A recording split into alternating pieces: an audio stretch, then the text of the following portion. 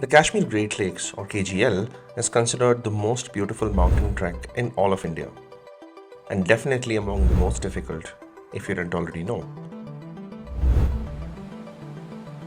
It's a monsoon trek that lasts 6 days and covers nearly 75 kilometers across Kashmir's rugged mountains.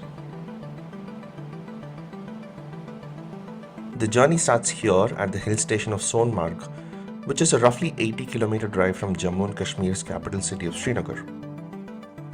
It all begins with a gentle climb that takes you through some lovely meadows, a splendid forest patch, and after roughly 6 hours, we reach our first campsite.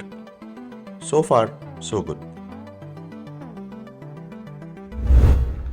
Our second day starts with a bit of rain, which was expected, because this is after all a monsoon trek. What was not expected, however, was how slushy and slippery the route gets, made worse by horses stomping through the same pathway. The only upside is the sprawling meadows, made even more spectacular by the clouds and the rain.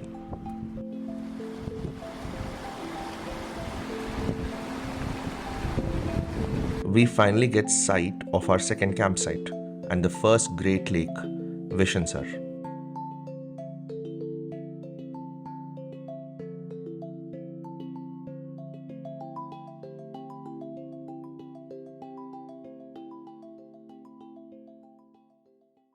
The next day luckily begins with plenty of sunshine, and our paths cross the second Great Lake, Kishansar.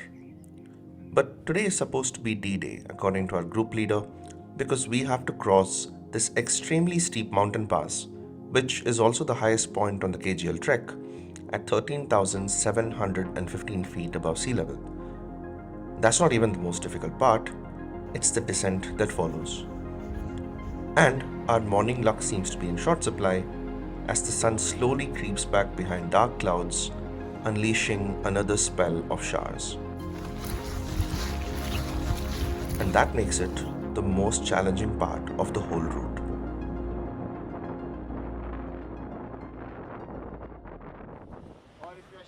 Now, I don't want to spoil the whole trek for you, just in case you decide to do this thing yourself.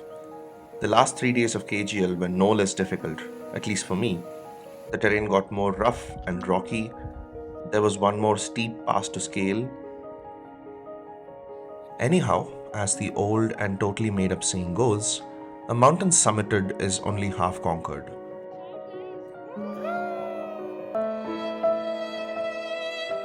In KGL terms, that means a toe-crunching last leg descent for more than 7 grueling hours and a drop in elevation of nearly 1800 feet. Of course, there was absolutely no shortage of breathtaking views, but let's just take a reality check. Number 1. Trekking in the Himalayas is not exactly enjoyable.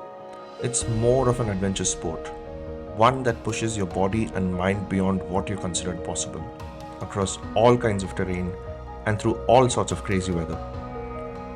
It's an endurance test, a high altitude marathon that can build or break you. No matter what your preparation, always be ready to be humbled by the mountains. Number 2. KGL and almost every other trek is 100% commercialized. Sure, Kashmir is paradise, but this beautiful trek in one of the most remote regions in India has its share of shocks. It's really crowded.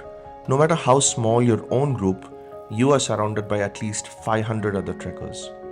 And the poor underfed horses that carry all their stuff from camp to camp.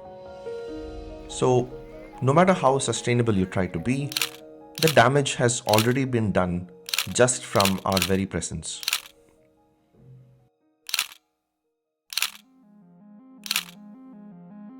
Lastly, being one with nature isn't always romantic.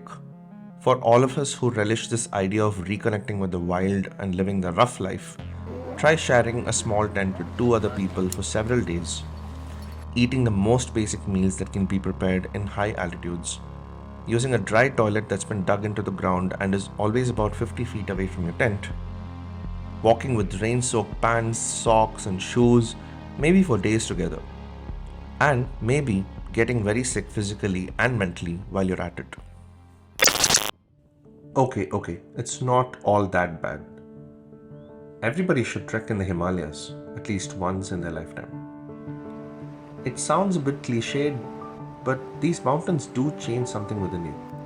Because there is a certain thrill in escaping to unknown terrains, away from our urban jungles and usual creature comforts, to exploring paths that we would never usually take, and realizing that we can actually conquer these challenges.